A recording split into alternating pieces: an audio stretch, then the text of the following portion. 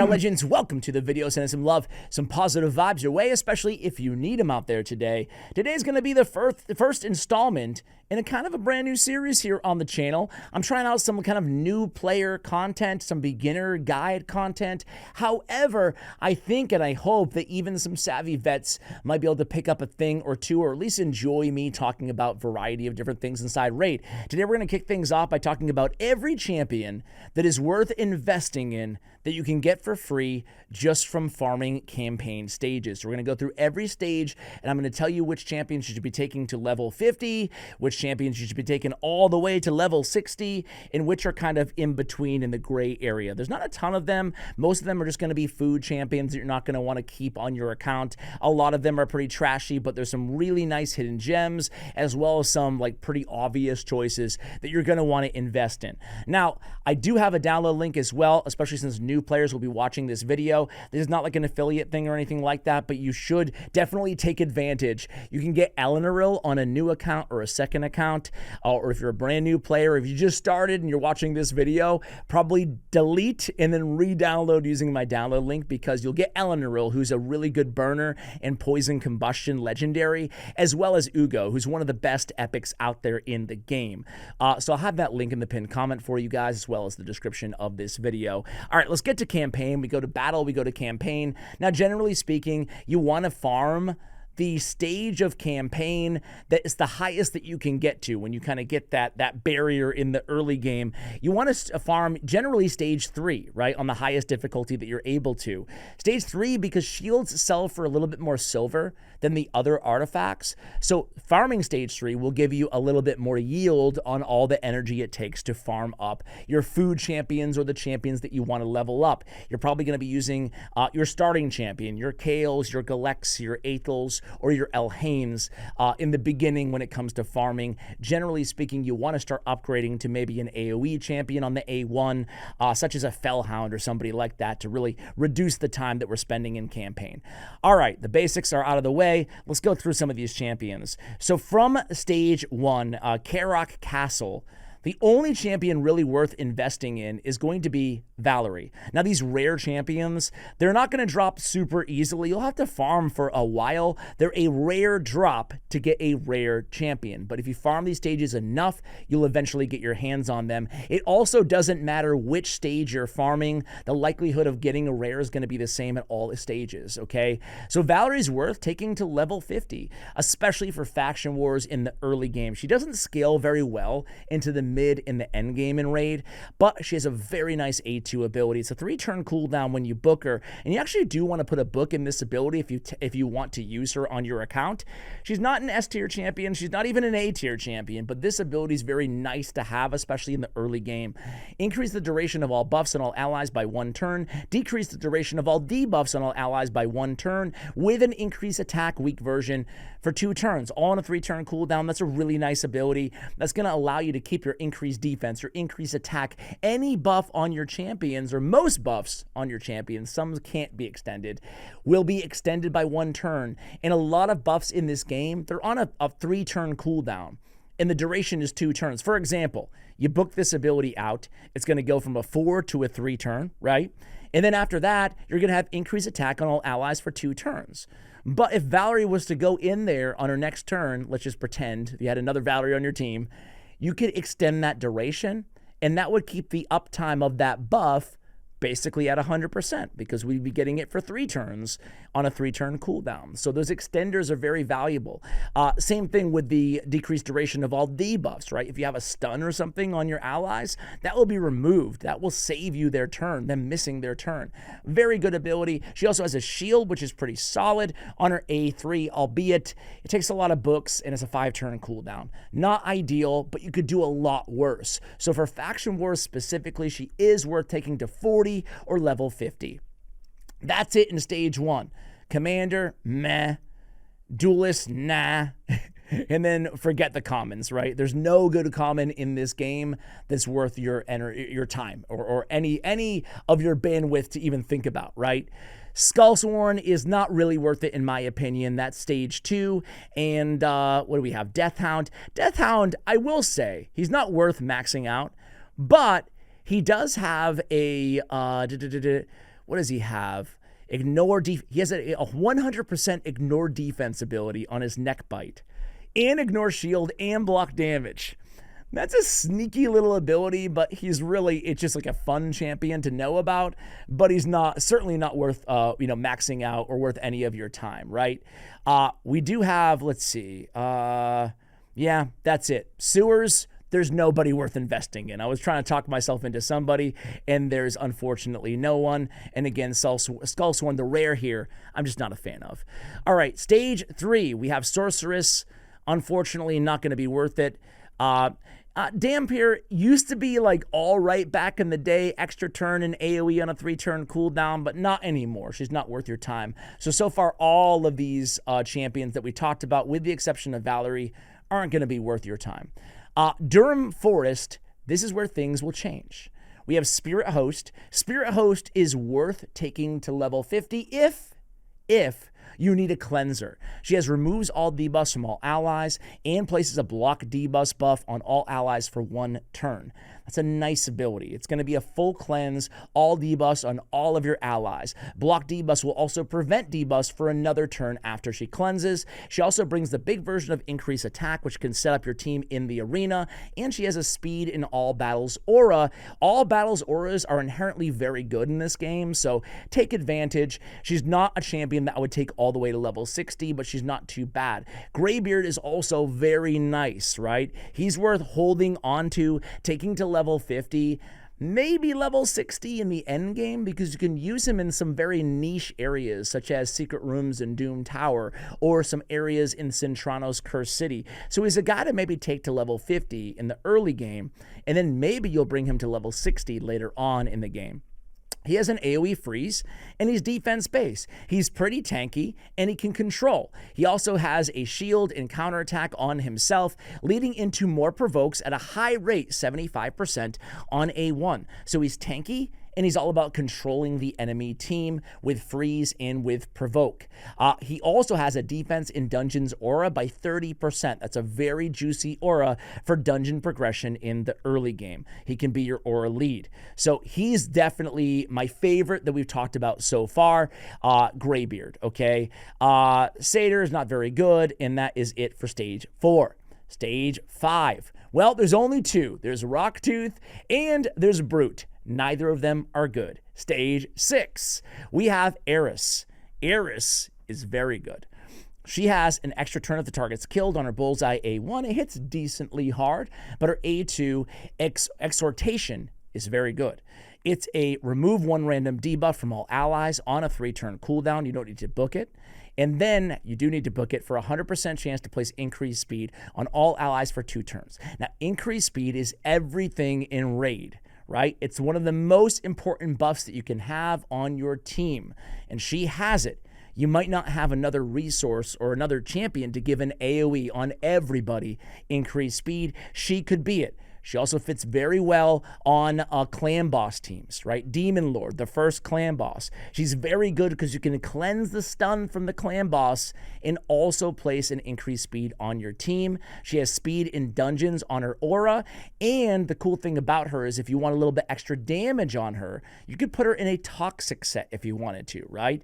That's going to put some small poisons on the clan boss to really start stacking up your damage. Very powerful if you pair her with a Kale and with an Eleanor, who we talked about at the top of the video, if you take that free legendary champion. So definitely worth holding on to. Absolutely worth level 50 for Faction Wars alone, for Demon Lord alone, and maybe even level 60. Avenger, I'm a fan of, but she's definitely not a must max out, right? Actually, I'm not a fan of. Forget it. I forgot her kit was quite that bad. So it's only going to be Eris here in stage 6. Stage 7. We have Gore Mask, and that's it. No one's good in stage 7. Stage 8, we have Templar. Templar is a very interesting champion. I saw that Hell Hades in his last free-to-play challenge was doing some really incredible things with Templar. I believe soloing Scarab King, he has a decreased speed on his A1 at a 50% land rate. Now, we talked about increased speed is one of the most important buffs in the game. Decreased speed is one of the most important debuffs in the game because, again, Everything in Raid is about speed and speed manipulation. He has it on his A1, very good. He has a quad hitter, each hit with a 50% chance to place a provoke for 1 turn, place a block damage buff on this champion for 1 turn, damage proportional to defense on a 3-turn cooldown. This is a beautiful single target provoke. This is very nice against the Magma Dragon as well. A very capable provoker with that A2. Attacks with this champion's default skill whenever an enemy places a debuff on this champion, thus even more decreased speeds that can also be useful in early game Iron Twins progression. So Templar is definitely worth holding on to. You probably will definitely outgrow this champion, but take him to level 40 or 50 if and when you need a provoker. I would not do so before you need him, right? That was 8, right? Yeah. Stage 9. Well, we have some real bangers here. I think stage 9 is the best stage in terms of the champion offerings. Berserker is pretty one-dimensional. He's a damage dealer. AoE times 2, ignore 20% of each target's defense. Ignoring 20% defense on an AoE is very, very good for a rare champion. He deals decent damage, but it's not insane, and he doesn't scale very well into the end game, with the big exception of maybe in a stun set for some DPS, for some secret rooms in Doom Tower hard. Now, it's going to be a while till you get there. He's worth holding on to on Berserker, but he's not a game changer. So I would not invest in him unless you really need damage dealers for Barbarian Faction Wars. And in that case, I'd probably throw him in a stun set, even though he only has 1 AoE. It's a times 2 hitter, only 1 shot at stun there, but he does have a chance to get an extra turn on his A2 and turn meter fill on his A3. You definitely want to build him, obviously, with a 100% crit rate. So that is Berserker. Then we get to the real queen of stage 9 Dreadlands, and it's War Maiden. War Maiden's going to be an auto max for every player, I would say, who doesn't get Ugo, right? Ugo is better. AoE decreased defense champion. Again, that's the download link champion. But heck, maybe you used a different download link. Or maybe you just didn't know about a download link and you don't want to reset your progress. Go in there and pick up War Maiden. She does nice damage. She brings her own increased attack. And she has an AoE decreased defense. The big version on a 3-turn cooldown when booked. Now, you definitely want to book War Maiden. She's squishy. Make sure survivability and accuracy and speed are going to be your priorities, even over attack and crit rate and damage. Think of her as setting up your damage dealers, not necessarily your main damage dealer, okay? So that's War Maiden. She's worth everybody holding on to. Even if you do have Ugo, at least hold on to her. She's going to be a valuable resource somewhere in the game, at some point for you. Uncommon alert, Shield Guard. Actually a pretty dang good uncommon. Shield Guard might be my favorite uncommon in the entire game. There's probably one who's arguably better, and his name is Armiger. He has an enemy max HP on his A2 on a 2-turn cooldown. Very good. But I like Shield Guard. I always have. He's a very simple kit. He has a decreased speed on his A1 weak version, but still better than no version. But he has this battle stance. This is a 2-turn cooldown ability. That's important to know. When you book it out, it's 2-turn AoE. Fills his champion's turn meter by 20% on each critical hit. So what you basically do, and he's defense-based, so he's fairly tanky for an uncommon. In AoE, he fills his turn meter, and he's already back to his next turn, right? So you can get back to this ability so fast. He can be an AoE machine. Shield Guard can solo Minnow level 15 to farm masteries. Shield Guard can even solo some early stages of Ice Golem.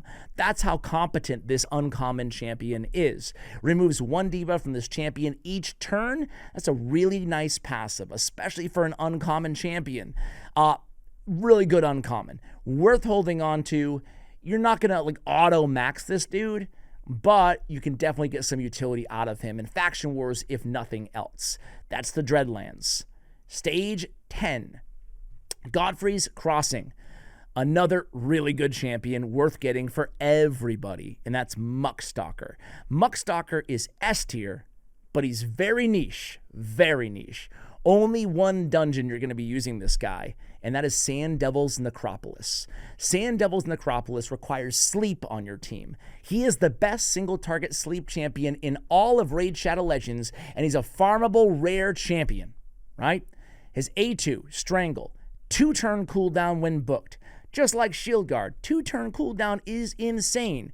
He places a sleep for 2 turns if the target has no active buffs. So a sleep with 100% uptime. He's the best for Sand Devil, especially Sand Devil progression. Very, very good. Has self-healing built into his kit too. Everybody's going to want to pick up a copy of Muckstalker. Now, there's another really awesome hidden gem here. I talked earlier in the video about campaign farmers. The best campaign farmer until you get like a Fellhound, maybe a Bellower. Actually, forget it. Even better than those champions, right? Not Fellhound, but Bellower, is Saurus. Saurus is low-key one of the first champions everybody playing Raid should actually think about investing in and farming. He's another uncommon champion. He's an attack-based champion. He has an AoE on his A1 and an AoE on his A2. That means that he can blow through the campaign really quickly. However, he doesn't have great base stats, so you do need to make sure you gear him appropriately. That means we only need him to be around 103 speed, 104 speed. You don't have to worry about speed. I've said to you guys already, speed is everything in Raid, not with your campaign farmer. Campaign farmer, we have the luxury. All we have to do is go first and kill everybody. So we just need to be faster than the fastest champion that we go against, and the champions that we go against are very slow, right? So I say all that to say, put attack percentage on his boots, not speed. Attack percentage on his boots, attack percentage on his chest piece, and crit rate or crit damage, just get him to 100% crit rate on his gauntlets. And then he'll be able to farm campaign way faster than any starting champion in this game can, okay? That's Saurus. All right. Stage 11. We have Executioner. Executioner is one of my personal favorites rares out there. I use him all the time, even on my endgame account. In restrictive content, he has an AoE turn meter decrease and a decreased speed on a 3-turn cooldown. He's fairly tanky. He brings his own big increased defense, his own counterattack, and he's got a stun on his A1 ability. He's one of the best controls out there, and he's absolutely free in campaign farmable. Everybody should pick up a copy of Executioner. Doesn't mean you need to go out again with all these champions and auto-max him, but pick up a copy. This dude is a monster. Really good damage, really good control. What more do I need to say? He's a defense-based nuker. He brings his own increased defense on a 3-turn cooldown, thus even more damage out of this dude. Very good. He's one of my faves. Can you tell? No one else in Stage 11. Stage 12, there's only one, and that is Diabolist. Diabolist is worth taking to level 50 for Faction Wars, Demon Spawn. She's actually really underrated. She's actually one of my faves. Another one of my faves. She's got Electric Storm. This is an AoE attack that also places the big version of increased speed on all allies for 2 turns, on a 3-turn cooldown when you book her out. So what does this mean? It means we have Eris and Diabolus, 2 AoE increased speed champions, both on a 3-turn cooldown, both campaign farmable. It's going to help you out a lot in Faction Wars and various dungeons. She also has a very nice control ability on her positive charge A3. It's going to be filling turn meter of all allies, decreased turn meter of all enemies. Now we see abilities like this on this A3, and she's the last champion, by the way. But we see that's the first kind of your first foray into these type of abilities. There's a lot of champions that have them, and they're all very good. Increased speed on all allies, fills the turn meter of all allies by 30%, decreased turn meter of all enemies by 30% on Lysandra. Lazarius fills the turn meter of all allies by 20%, decreased turn meter of all enemies by 20%. Shuzen the Valorous. These are some of the best champions in the game, especially with Lazarius and Shuzen. Fills the turn meter of all allies by 20%, and decrease the turn meter of all enemies by 20%. Increase speed, decrease speed. So just kind of driving home the point that these abilities, these turn meter manipulators, where they do both on one skill, are very, very good, and there's not a ton of them out there. Diabolus is your first champion, again, in that category. So definitely try her out, see what you think. Guys, I hope you found this video helpful. Thank you for watching. Give me a thumbs up, I guess. I hate saying that, man. I never say that. Give me a thumbs up if you enjoy the series. Give me a thumbs down if you don't enjoy the new beginner series. Thanks for watching till the end of the video, and as always, take care, guys.